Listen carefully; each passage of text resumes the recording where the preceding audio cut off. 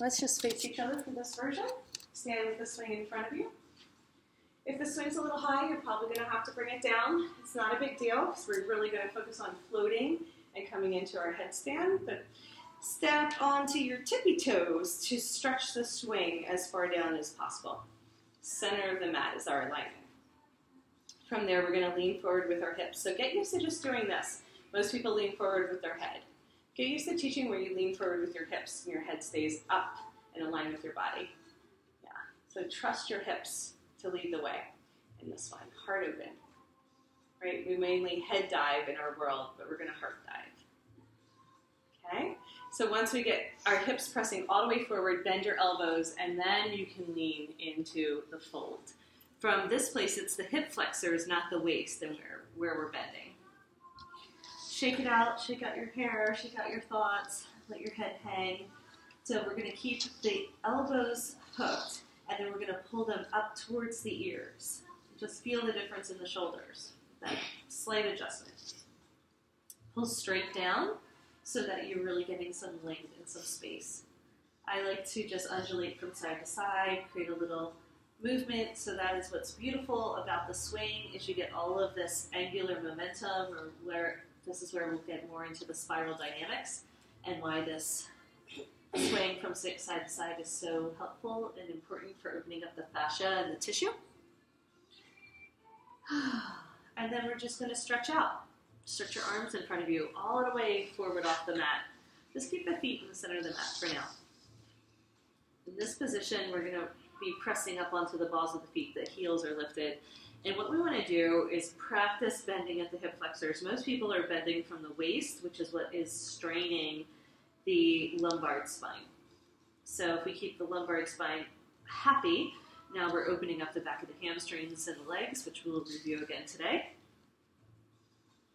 And then we're going to now we slide onto our forearms, walk your feet to the back of the mat, hands are at the front of the mat, and then we touch down. So let your elbows touch down. Okay, feet are dangling, straight legs, and we're about 16 inches off the ground. Okay, so we keep our legs in alignment with our hips. This is our floating leaf.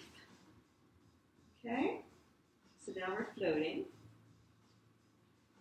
And then I like to just, does everybody feel your hip flexors? There's some pressure on the hip flexors here, so I either like to pulse from side to side, very gently, or I like to bring my feet just slightly up and down, about 6 inches. And I start to massage out that tension there. Now the down dog can sometimes be a little bit too much pressure for people to stay for a while, but I find we can float and stay a little longer in this pose for the healing of the back. So do you feel how that's erasing or starting to release some of that tension that's built up in the hip flexors? Yeah, it's really interesting to go deeper into it, whereas people are always like, oh, I want to get out of that, I want to get out of that. So Yes. okay, you feel that? Or we're going to go deeper. Yeah, exactly. Explore that feeling. And the more that you soften in your hip flexors, the better it feels. Yeah. Where most people will clench at first when something is uncomfortable, and that creates more pain, right? Pain is the resistance. And then if we can just relax into it, it actually starts to open up and feel good. But we have to get over that surface charge, I call it. The knees are squeezing together, the feet are together, and this is spreading the sacrum. Okay? The other thing I like to do here, we did this once in the workshop, is I like to clasp my hands behind my back at my sacrum, interlace the fingers, and then pull the hands down over the back of the head. Now this is pulling the fingertips away from the toes, and it also is so great for the shoulders, but it's getting that length through the whole back body. Awesome, guys. You're spring loaded, so very gently release your fingers. We're going to come into our, I like to just immediately create a tripod. Most people's elbows are way too wide. Place your elbows under your shoulders and then release your fingers so that your head can come down into that space. We're first going to not hook the feet, right? So we're first going to keep the knees bent and together, feet together, and now we're landing in our headstand. Now this pose is incredibly helpful for releasing the vertebrae for the lumbar and the SI joints. Just doing this will start to heal that part of the body. So there can be a very slight amount of weight on the top of the head. It's really up to you how much you push your forearms down into the ground is going to adjust the weight in the head.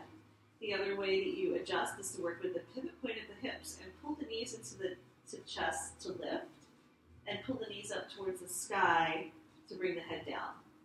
So there's a little bit of play there. I want you guys to undulate a little bit like that. So lift the knees towards the sky and then pull the knees towards your chest. Don't lose your hook, right? Make sure you have your hook at all times. Don't lift the knees too high, just enough to play with the pivot point and notice the difference for the lower back. And then find your favorite position that you can hang out in for 3 breaths.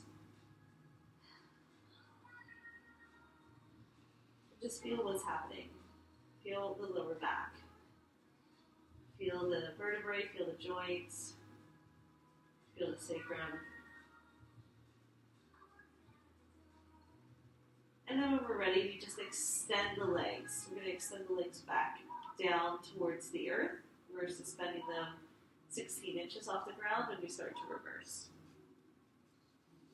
And as we reverse, we can let the toes touch down, and we land it in our down dog. Notice immediately the intensity at the hip flexors from the extension. So the down dog is a pose that becomes really challenging for people in a traditional yoga practice, and it's so helpful to feel how the lift with the swing can help someone go deeper into a down dog experience without straining the joints. Now so that was a wonderful stretch. Now let's get into strengthening the lower back. So from this position, what I want to do is walk my hands forward, walk my feet forward, find the center of the mat again, and then keep the body extended, walk forward, and there'll be this point where you can't go forward anymore because you're like on the edge of your pendulum, and then you're lifting your upper body. As you lift your upper body, let your arms extend. All right, let's come back down and just touch down, and then we're going to come back up again. So we're going to do this several times, where we just let our back body get the length and then get the space and then get the strength. So the hips are pressing forward strongly the whole time to lift. And then can you feel your back working? Yeah. So just even doing this, after getting the stretch, you want to get the strength, stay in angel wings at the top, and then grab the swing to come on out. Thanks. Okay, 5 rounds of that is probably enough because it is challenging for the average person to lift up and find that pivot point, which is why we're doing it.